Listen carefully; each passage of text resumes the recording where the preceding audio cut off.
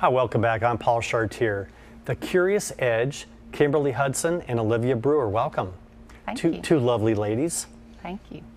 We're going to talk about a serious topic, and Kimberly, if you want to start, kind of lay the groundwork about what we're going to talk about tonight. We're going to talk about dyslexia, which affects 1 in 5 people, which is a pretty astounding statistic. And our students have an average to above average IQ, but they don't learn like their peers do, so they often fall through the cracks in the schools because they don't qualify for special ed services, and they shouldn't, but they also are struggling, and their teachers usually are thinking there's something that just doesn't quite work, but I can't put my finger on it. I've tried everything in my bag of tricks. They're hard workers, they're very compliant, and they want to get the job done, but they just need tools to be able to do that a little differently. You can't see it. It doesn't. There's no bandages involved. But 1 out of 5 is an astounding number. It is astounding. There are red flags, thankfully. So we have markers, and we have ways to be able to allow teachers to know just simple things for parents. If a child's struggling to learn to tie their shoes, if they're struggling with right versus left, if they struggle memorizing the alphabet, spelling their name, writing the letters of the alphabet, getting that on paper, struggle memorizing their address, those are really early indicators. Olivia, you're brave to come on and talk about this. Is this something that you normally do share with people, that you've got dyslexia and you are okay to talk about it? Yeah, I feel like as I've learned about the issues that I struggle with, I feel like I want to be very open with other people because it's not something to be ashamed of. It's good for you. I mean, because like she said, the majority of people who have dyslexia are very, very smart people. It's just that our brains work in a different way. Yep. And I think that that's something that a lot of people need to be able to understand. What I'd like to do is to talk about a little bit about how you grew up and how you kind of struggled and then discovered that something was going on. Because there will be people watching that are thinking, that's me, that's what I have, I need to get some help. So talk about what happened to you. So growing up, I always knew that there was something a little bit off about the way that I learned. I had to work 3 or 4 times harder than my peers did to do the exact same task, which was really frustrating for me in elementary school and middle school because it made me very undermotivated as a student because I knew that things were going to be more difficult for me, so I would choose not to do them, which caused me to fall behind in schoolwork. But my grades never really suffered for the most part, but it was really, really frustrating for me. And then as I got into high school, the work became a lot more difficult, and so I wasn't able to compensate for my issue. And so then I decided to talk to and there had been a couple of signs that my parents had noticed and teachers had noticed, but nothing really significant or that anyone really thought was that would lead to a larger issue or that was a sign for a larger issue. And so then I talked to my parents about it, and we decided to go talk to my pediatrician. And what grade was this? My junior year of high school, so I was in 11th grade. Okay. So this was just last year. Yeah.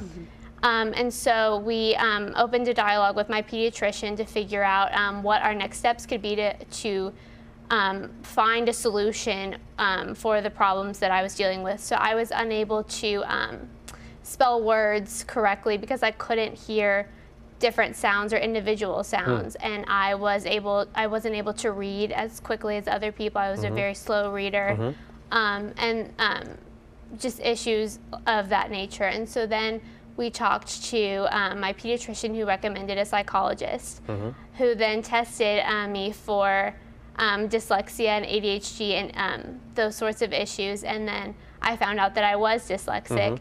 And then she recommended the Curious Edge, where I started doing programs like Brain Boost and IM, which is a program that plays these different kinds of sounds and rhythms and beats where you have to coordinate the motions of your body to the beat that you hear, so it connects your brain to your hands and your feet to sort of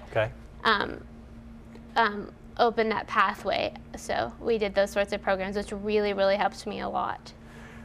When you were growing up, you were probably very frustrated and you didn't know what was going on. Other than the schoolwork and maybe spelling and reading, did it manifest itself in other ways?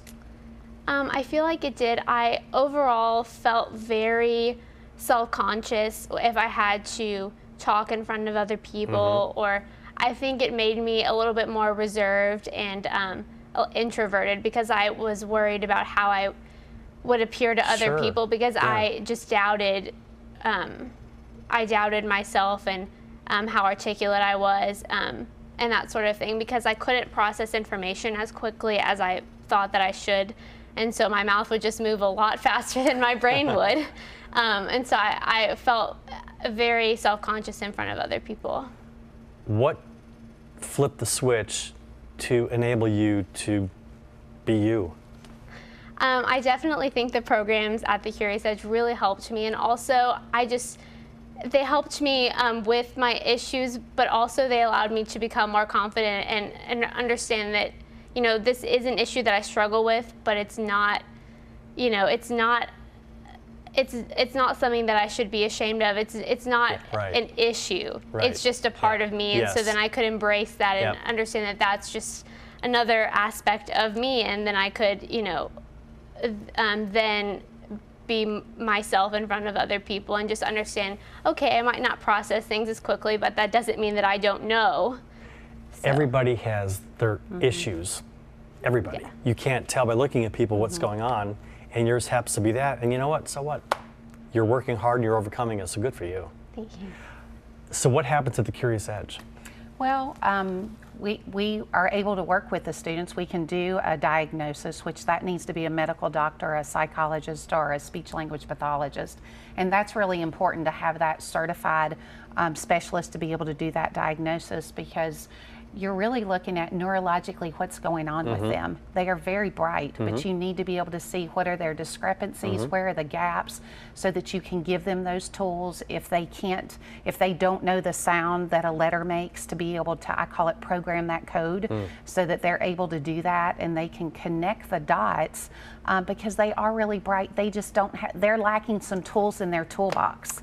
And it affects so many areas of their life. Like she said, their confidence, it spills over into other areas, and we want to be able to build that esteem. And as they gain confidence in their academic abilities, you see that confidence just in the way they articulate and communicate with others. How many, is it students that you work with? Do you work with adults as well? We work with students, we work with adults. The literacy rates are just staggering when you really know how many adults in the United States are unable to read. And we have nearly 1 in 5 high school graduates that graduate that cannot read. And if they're not reading proficiently by 3rd or 4th grade, the likelihood of them dropping out of school just skyrockets, and that's a huge issue. But we do work with adults as well. The foundation was just to be able to take what we were doing in our clinic and get it out to the public, take it to the public schools, take it to organizations that were working with students so that we could empower them and help them to do something that was more effective than what they were trying to do. How many students do you work with on an annual basis? We have a couple hundred that we work with within our office, but then we've been able to expand that since the foundation started to take that out to the schools, and hopefully we'll see a ripple effect in that. Let's give your website and phone number so Okay. people can contact you. Sure, it is www.thecuriousedge.com, and our phone number is 859-899-3343. And there it is. Do you expect people just to knock on your door and walk into your office, or do you want them to call? I mean, do people just walk in? We have some people that walk in. A lot of parents call. I encourage moms. The common thread that I see with lots of moms is they had a gut feeling. Their intuition Something was said going on, early yeah. on, there's something that's not right with my child, and they were begging for information and they didn't know what it was. We would love to see students earlier than Olivia because she did have to work so hard. And so if we can get them before their high school years, we can help give them those tools, but we can also help make sure they get accommodations which will help them in high school and help them when they're taking the ACT and going on into college. You're a senior at Lafayette. How are you doing?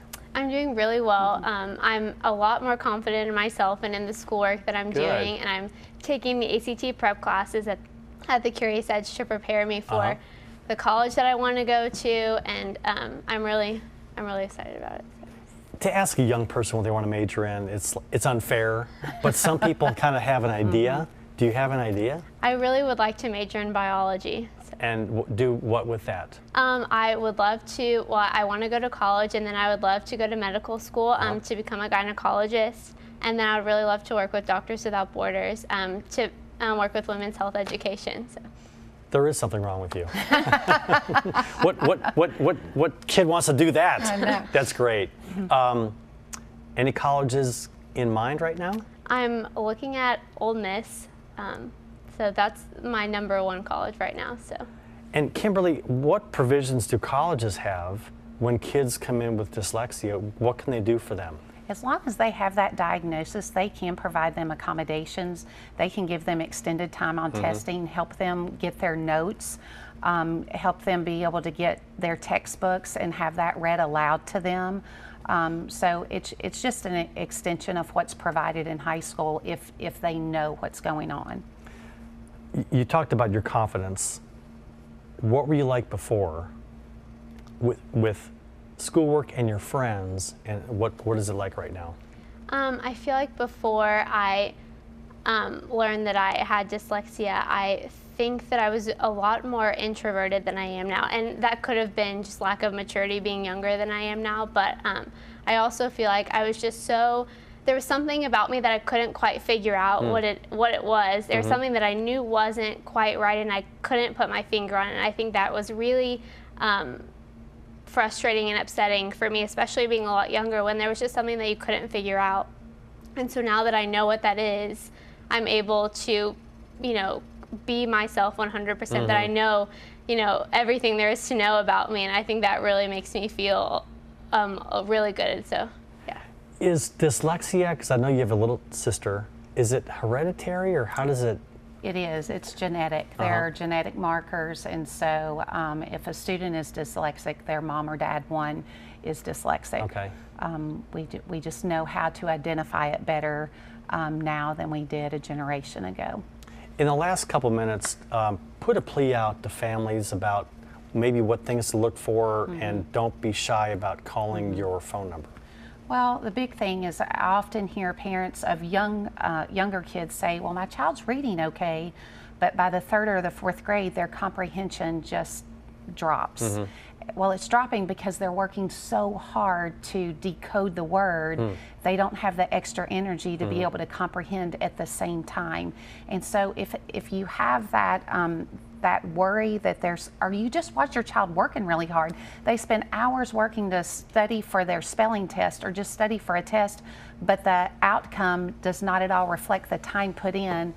Make a call, because it could be they just need some tools. Let's give the phone number again. 859-899-3343.